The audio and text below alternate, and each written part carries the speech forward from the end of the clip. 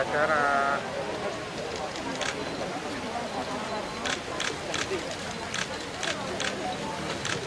Dokter mata tadi mana? Budian.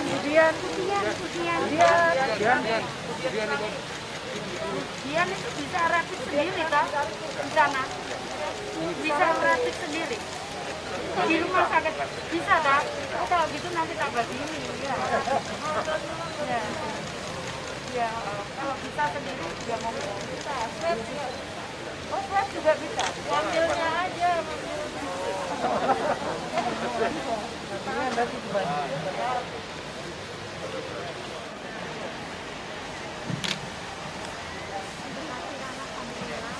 Ayo, PCR.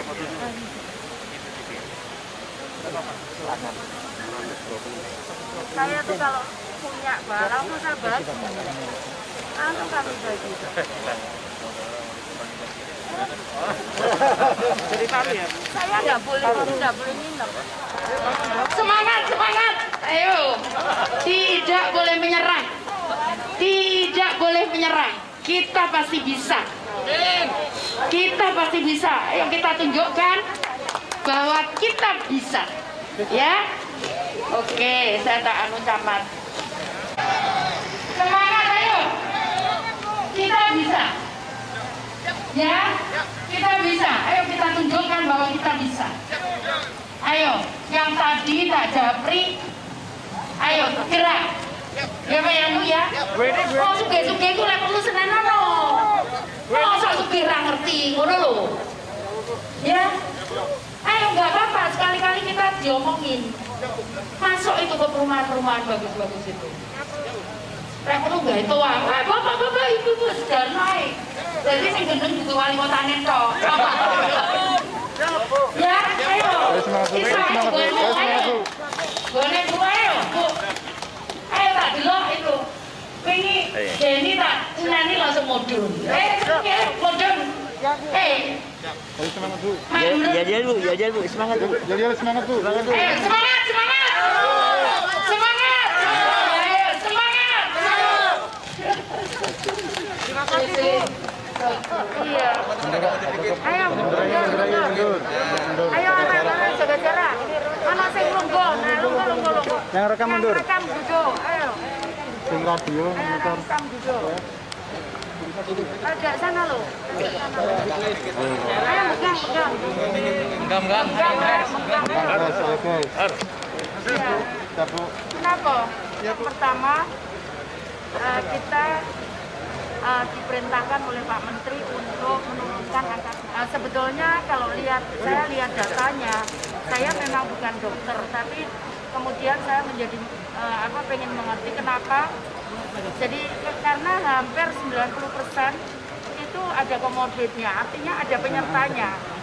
Jadi begitu dia kena goncangan dikit yang ya memang jalur utamanya pernapasan, kemudian impactnya ke sakit yang lain gitu. Nah, tapi kan kita tidak boleh kemudian mengatakan itu sebagai alasan. Tidak boleh mengatakan itu sebagai alasan. Artinya kita kita nggak usah cari alasan, tapi bagaimana sekarang menurunkan angka. Nah, itu yang pertama. Yang kedua, tadi memang ada beberapa alasan. Kemarin rumah sakit saya mencoba beberapa rumah sakit, kita juga bantu peralatan. Meskipun selama ini ya kita kalau ada bantuan kita bisa bagi, tapi kalau nggak ada bantuan ya kita kesulitan. Tapi alhamdulillah tadi disampaikan Pak Daniel dan Pak Jajang dan dari tim dari Kementerian Kesehatan disampaikan bahwa kami akan dibantu untuk peralatan-peralatan itu. Jadi artinya mungkin kita bisa dengan peralatan itu bisa mengurangi lagi angka kematian. Nah, kemudian yang ketiga tadi disampaikan untuk bagaimana membuat terobosan-terobosan atau inovasi seperti tadi. Kalau memang satu kamar itu, karena aku sendiri tahu mahal sekali orang untuk laboratoriumku itu sampai 600 juta. Padahal ruangan cuma segitu. Kalau semua rumah sakit harus memasang tekanan negatif, itu biayanya berapa? Terus duitnya siapa?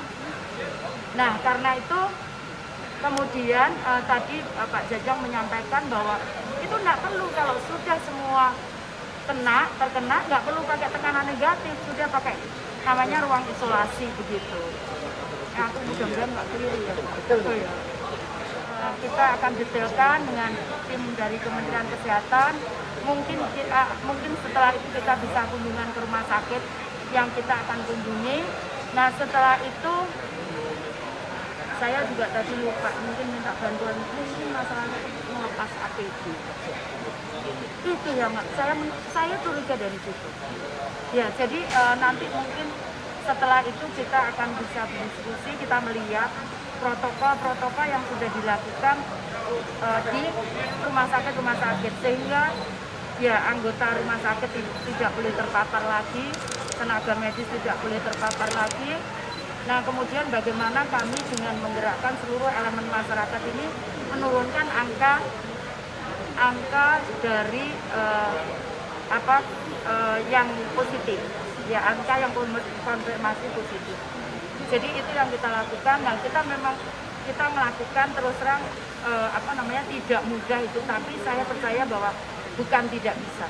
Itu saya kira. Monggo. Ibu, persebaran yang di perumahan mewah itu seperti apa Bu di Surabaya? Iya, sekarang itu karena kampung-kampung itu jaga, kok sekarang saya lihat rumah-rumah menengah atas gitu. Nah mungkin mereka udah pergi kemana gitu kan saya nggak tahu ya. Itu hasil tracing apa rapid test Bu? Hasil konfirmasi positif, saya kan tiap malam ngotot.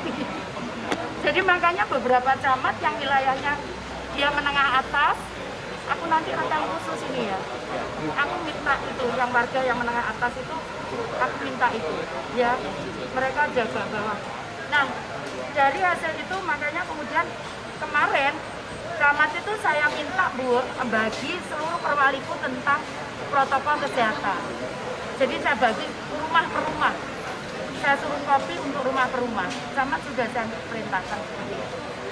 Kalau datanya sendiri Bu, yang paling banyak di Surabaya bagian mana? Atau merata? Enggak, kalau utara kan jarang rumahan mewah. Jadi, yang ditemukan wilayah selatan itu bergeser dulu di perkampungan, sekarang kok bisa ke rumah menengah atas. Jadi perkampungannya turun, menengah atasnya naik. Nah itu yang sekarang coba saya lagi analisa kenapa, karena ada mereka mungkin